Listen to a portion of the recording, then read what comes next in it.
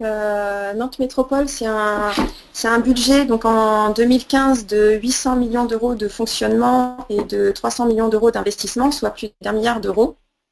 Et une commande publique qui est déjà relativement structurée, notamment avec une mission commande publique durable, qui est mutualisée avec la ville de Nantes. Et ça a été vraiment aussi intéressant parce que du coup, on a pu partager, échanger et capitaliser des pratiques sur des compétences différentes. Et puis, on a également une mission assistance à maîtrise d'ouvrage insertion qui est très expérimentée, qui a 10 ans, qui est structurée et qui travaille avec une cinquantaine de maîtres d'ouvrage pour une moyenne de 200 équivalents temps plein par an d'emplois, donc d'insertion, qui sont intégrés dans le dispositif. On a également une démarche de labellisation sur la mixité et la diversité qui a été obtenue en 2015 et sur laquelle on va essayer de décliner cette approche aussi dans notre commande publique. Et une démarche responsabilité sociétale des entreprises qui est dynamique, avec une plateforme locale qui existe, alimentée par les entreprises, qui est dédiée à leur expérimentation et avec des liens aussi dans la commande publique. Donc en fait, à Nantes Métropole, on a déjà une approche des clauses sociales dans la commande publique qui est très bien intégrée et formalisée. Au niveau du schéma de l'organisation de la politique achat durable, la force des collectivités, je dirais, c'est d'avoir les politiques publiques qui leur permettent de bien savoir comment décliner les clauses. Avec la politique d'emploi, par exemple, c'est facile de connaître aussi le milieu de l'emploi et d'intégrer des clauses d'insertion professionnelle dans les marchés qui se fassent en toute connaissance de cause. C'est aussi le cas, alors on a le handicap, etc. Et puis c'est vrai qu'avec le plan climat, du coup, ça devient assez naturel de pouvoir intégrer des clauses carbone dans les marchés publics. Donc ça, je trouve que c'est vraiment une force des collectivités. Donc on a en gros possibilité de structurer un peu des assistants à maîtrise d'ouvrage dans tous les domaines qui vont permettre d'aider l'intégration dans la commande publique. Donc Ville de Nantes et Nantes Métropole, sur le mandat, on a une vraie mobilisation de la commande publique pour un projet de territoire durable avec 5 objectifs prioritaires. Donc l'emploi, le développement économique, l'attractivité du territoire, la solidarité, la transition écologique et énergétique, la gouvernance et la citoyenneté. Donc l'objectif fixé à notre commande publique durable, c'est de mettre une approche équilibrée de la commande publique avec une sécurité juridique maximum et surtout une performance économique tout en prenant en compte le développement durable. Donc ça, c'est une vraie gageure. Donc intégrer des clauses climat, on a identifié, nous, trois approches. Donc une approche quantification, effectivement, qui est le premier élément pour bien savoir où sont nos émissions de gaz à effet de serre. On a ensuite une question d'atténuation, c'est-à-dire que l'objectif, ça va être de diminuer nos émissions, mais aussi de s'adapter au changement climatique.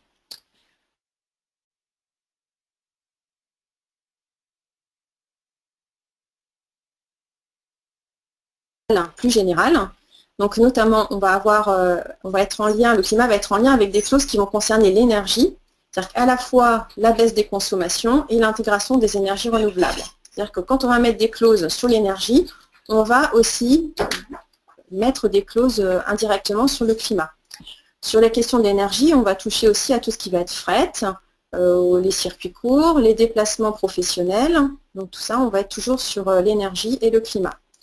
On va avoir des conséquences sur les consommations d'eau aussi, parce que nous, on a par exemple un facteur d'émission pour l'eau potable qui nous permet d'affecter des émissions de gaz à effet de serre à l'eau. On va avoir des liens avec la pollution de l'eau, notamment avec l'adaptation, l'eutrophisation des sols, l'acidification, la pollution de l'air et des sols également. Donc là, on va être autour de la santé humaine, la qualité de l'air intérieur, parce que forcément, on a des liens aussi climat, air, pollution atmosphérique, les bois et les forêts, avec la provenance du bois, la déforestation, les incendies, qui sont toujours en lien avec le climat, et puis la compensation. La biodiversité, beaucoup en lien avec l'adaptation, l'évolution des espèces, la protection. Ensuite, on va avoir les matériaux recyclés, le recyclage des déchets, la valorisation des déchets, donc toute la problématique déchets sur lesquels on va avoir l'incinération, l'enfouissement, etc., avec des incidences du compostage, donc, pareil, sur les émissions directes, et puis forcément la conception et l'éco-conception en amont. Donc la difficulté, ça va être d'articuler ces clauses, qu'elles soient mises en toute connaissance de cause et qu'on n'ait pas des clauses contradictoires, ou à l'inverse, ne pas maîtriser un système de double peine, entre guillemets, où on jugerait 2 fois la même chose avec un même critère. Donc, quels enjeux de la commande publique sur le climat à Nantes Métropole? Donc, nous avons fait notre bilan des émissions de gaz à effet de serre qui a montré, comme le disait Vincent tout à l'heure, qu'on a 92% de nos émissions qui sont externalisées et faites en direct par des opérateurs, que ce soit via des délégations de services publics ou divers contrats et marchés.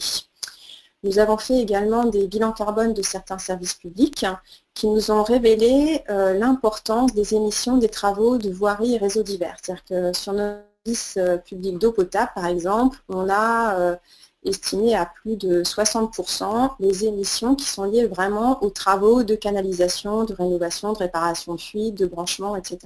Donc une importance vraiment démontrée des marchés de travaux sur l'impact climat. Donc ce que nous avons fait pour la mise en place de clauses carbone et spécifiques climat, on est passé par 4 étapes donc, qui correspondent à peu près chacune à un renouvellement de marché.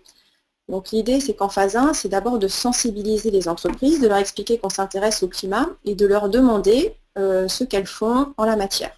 Donc ça, c'est une première étape, on lance un premier marché et on met vraiment une clause facultative d'information pour récupérer aussi des informations et évaluer la maturité des entreprises sur la question du climat.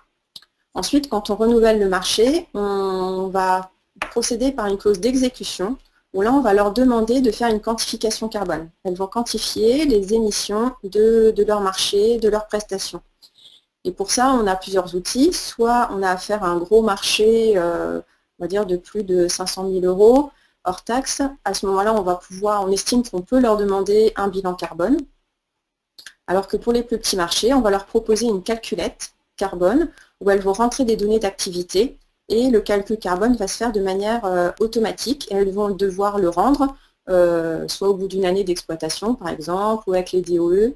Ça va dépendre des marchés, mais en tout cas, on les accompagne et nous, ça nous paraissait important qu'elles voient le calcul. C'est de ne pas faire uniquement de la collecte de données, mais c'est qu'elles puissent voir aussi, quand elles changent une donnée, comment leurs émissions de gaz à effet de serre évoluent.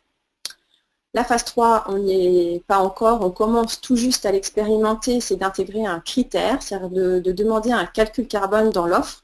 Mais là, on est très prudent parce que faire un calcul carbone, ça coûte cher, hein, ça demande un investissement, donc il faut être prudent et ce qu'il faut surtout, c'est maîtriser les périmètres. C'est-à-dire s'assurer que tous les candidats vont calculer de la même façon et qu'on ne va pas privilégier un candidat par rapport à un autre alors qu'il a juste pas pris le même facteur d'émission ou pas comptabilisé une partie de ses émissions.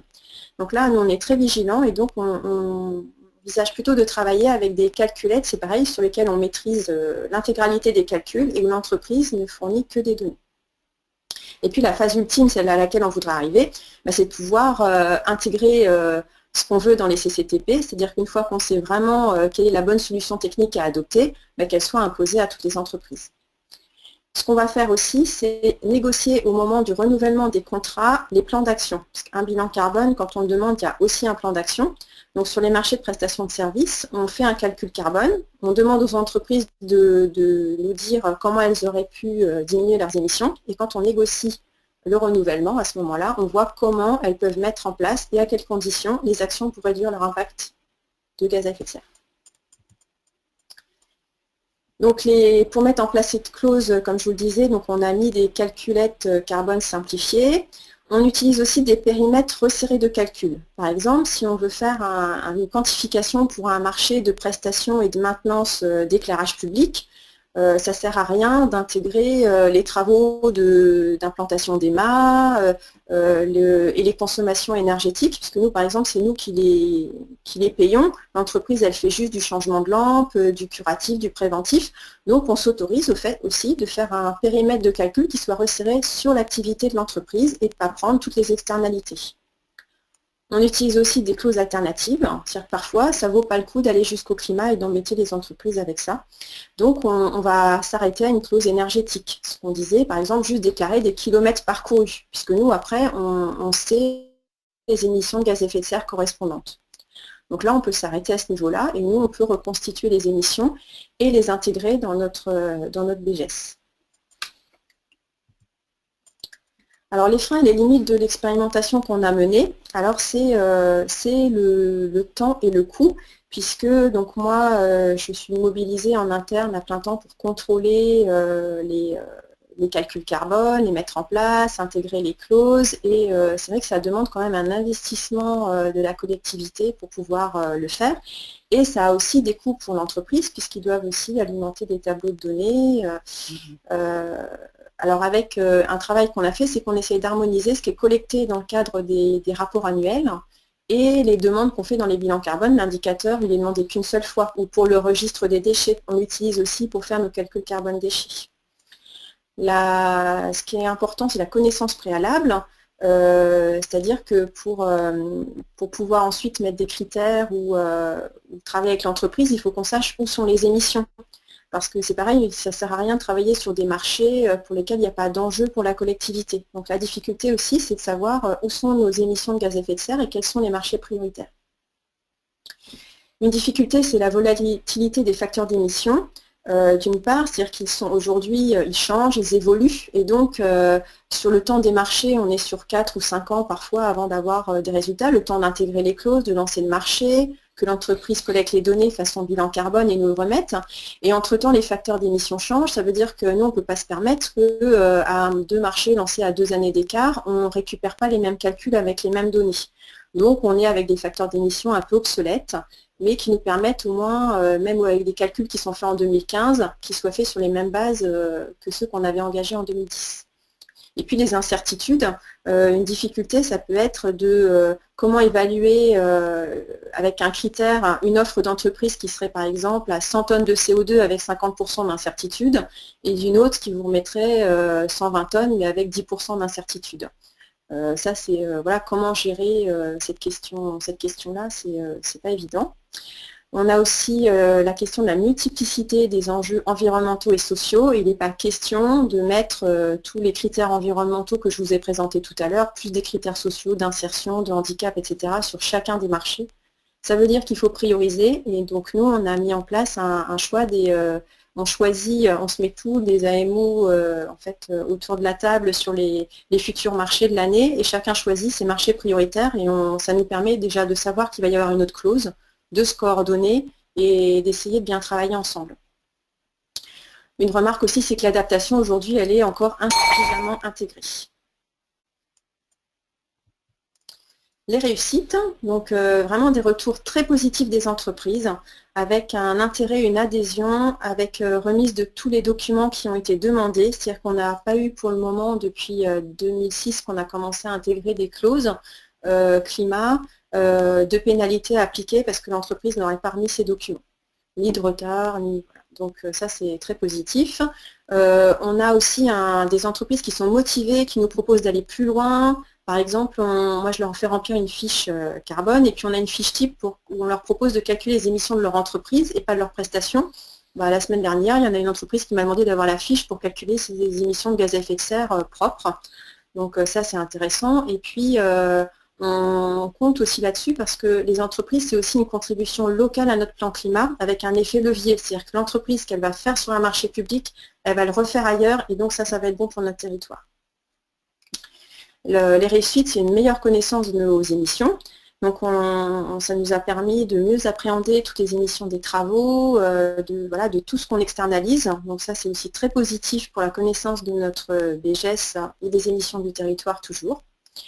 On a des clauses types qui sont réplicables et des calculettes aussi. Donc ça permet que les services, une fois qu'ils ont fait la démarche sur un marché autonome, pour lancer et mettre la clause dans les marchés suivants.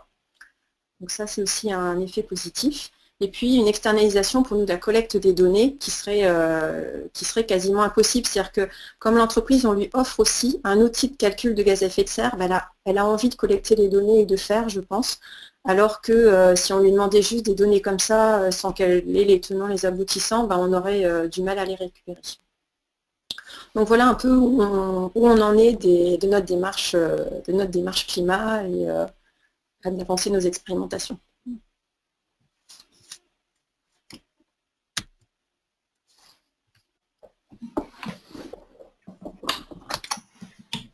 Bien, alors, pas mal de questions là. J'espère que vous n'êtes pas pressé d'aller déjeuner, parce que pour répondre à tout ça, il va falloir être efficace.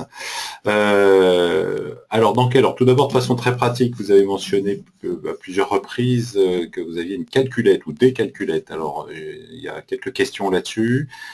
Notamment, est-ce que c'est une calculette qui a été élaborée en interne, ou alors si c'est pas interne, est-ce que ça fait vous avez un nom d'outil, et on a également un participant qui demande si vous aviez un exemple de calculette à montrer, par exemple.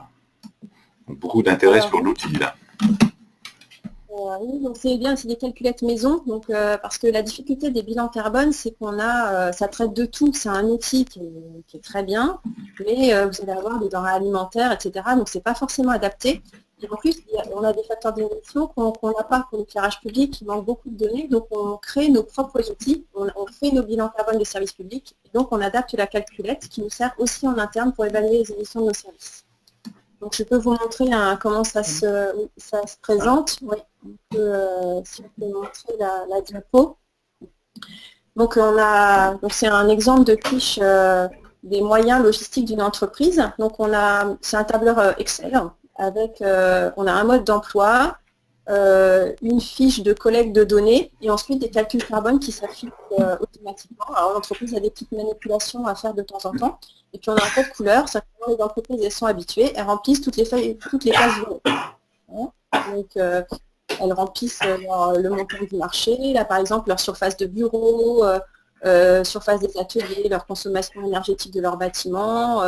Donc ils remplissent les données et ils récupèrent. Par exemple, là, c'est un exemple d'une entreprise où on voit, elle voit directement les résultats de ses émissions de gaz à effet de serre sur un périmètre quasiment bilan carbone. Donc elle voit son énergie. Donc on voit que là c'est une entreprise qui a de mémoire, qui avait beaucoup de moyens informatiques et des bureaux, donc qui étaient ses émissions les plus importantes, même avant ses déplacements professionnels et de ses travail. Donc ce qui est intéressant dans l'entreprise quand elle fait ça, c'est qu'elle sait sur quel levier elle doit travailler. Ça s'est adapté pour un maître d'œuvre, un bureau d'études. Voilà. Donc, un exemple, on a des calculettes, on a plutôt développé des travaux, nous, parce que c'est dans nos compétences. On a des calculettes assainissement, déchets, on a travaux de réseau souple, par exemple,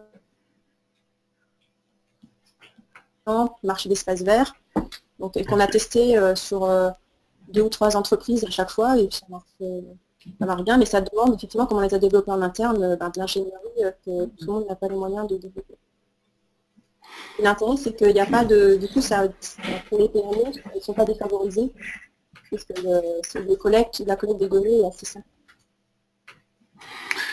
Entendu, merci. Alors après, je pense que là, il y a une question qui est, avez-vous eu déjà des recours sur les critères carbone de vos marchés? Non. Non. Non, on est sur des clauses d'exécution, donc l'entreprise, elle doit nous remettre un calcul, il n'y a pas matière à faire de recours. On a peu expérimenté encore les critères. Là, on commence et puis on y va de manière très prudente, comme je l'expliquais. Ouais. Alors, après, vous avez évoqué une phase de sensibilisation dans la mise en place des clauses carbone. Concrètement, comment ça se passe, cette phase-là? Donc, dans le marché, on les informe que dans les différents documents, actes d'engagement, CCAP, qu'on travaille sur le climat, et puis on leur demande de nous fournir un document sur... on leur dit, qu'est-ce que vous faites, vous, pour le climat aujourd'hui?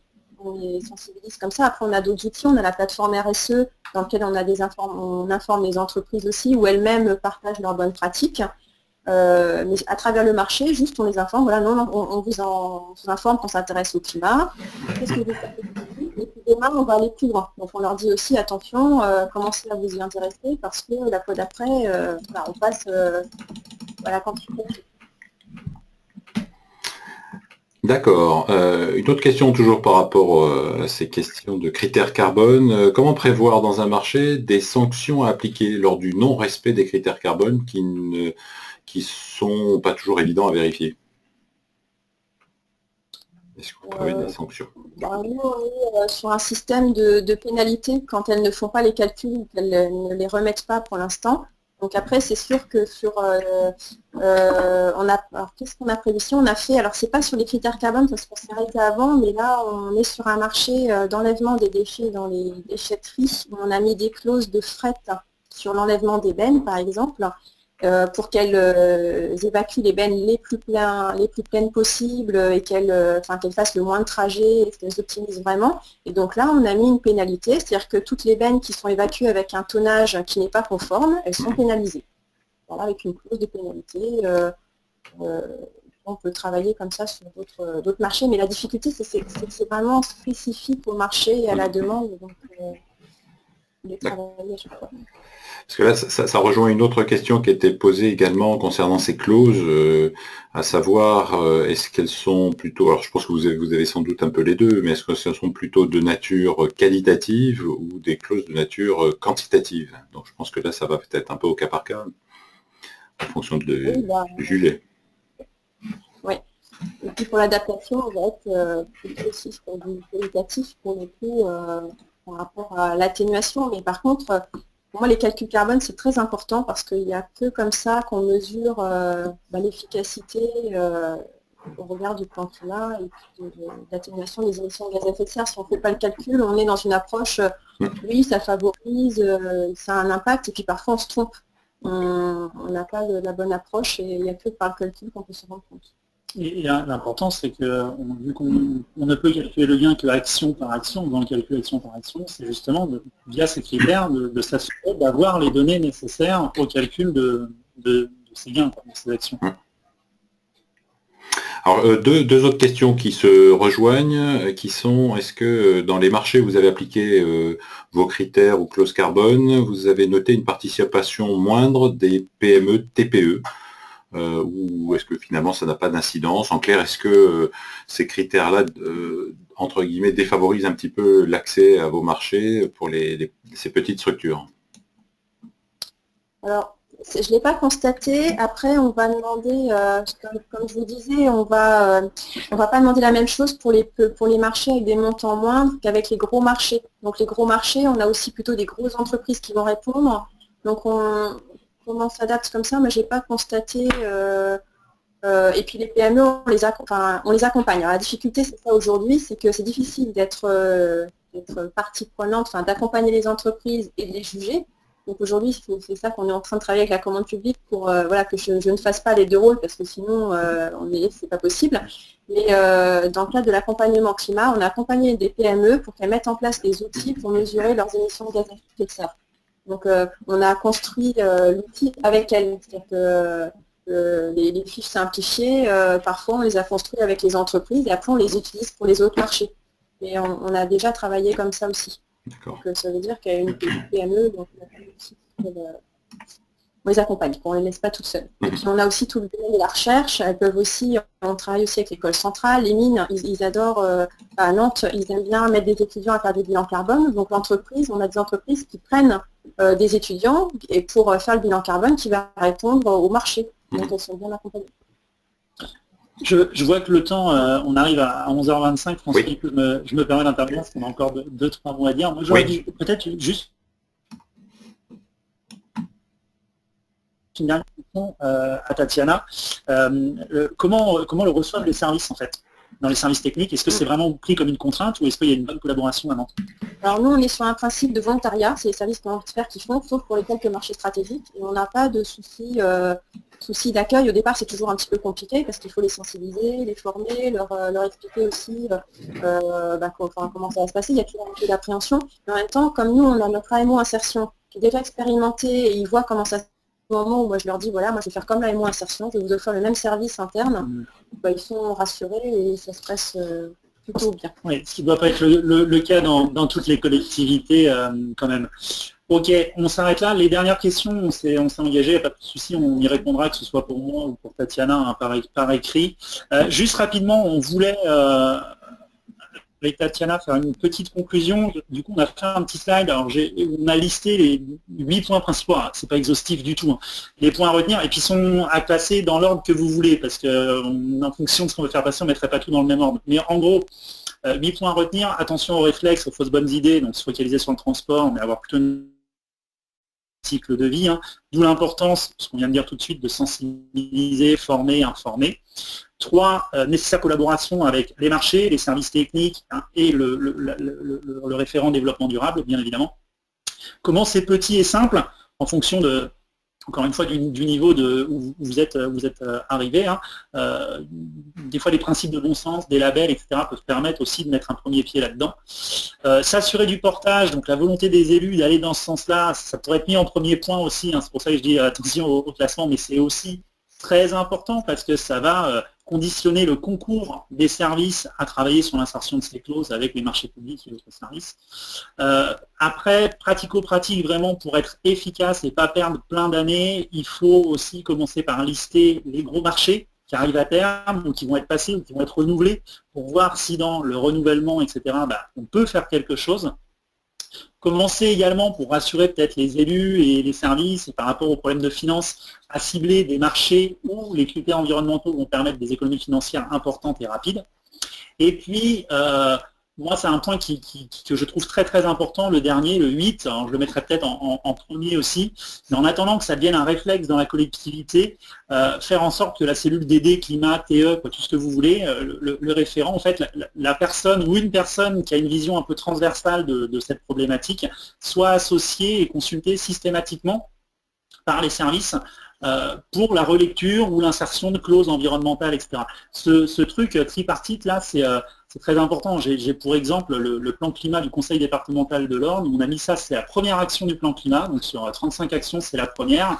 Ça a mis 3 ans à se mettre en place, mais là on a fait un point il n'y a pas longtemps, il me disait mais c'est hallucinant maintenant, tous mes collègues m'appellent, limite bon il a plus assez de temps quoi, mais voilà, c'est important parce que justement ça permet de décharger aussi les services et d'avoir cette vision externe et ça facilite l'insertion de tous. Pour finir également, vous n'êtes pas tout seul, il y a des réseaux qui existent. Alors j'ai mis la liste ici, en cliquant sur le lien de la plateforme que pour la plupart d'entre vous, je pense, vous connaissez, vous aurez les liens qui vous orienteront vers l'ensemble de ces réseaux.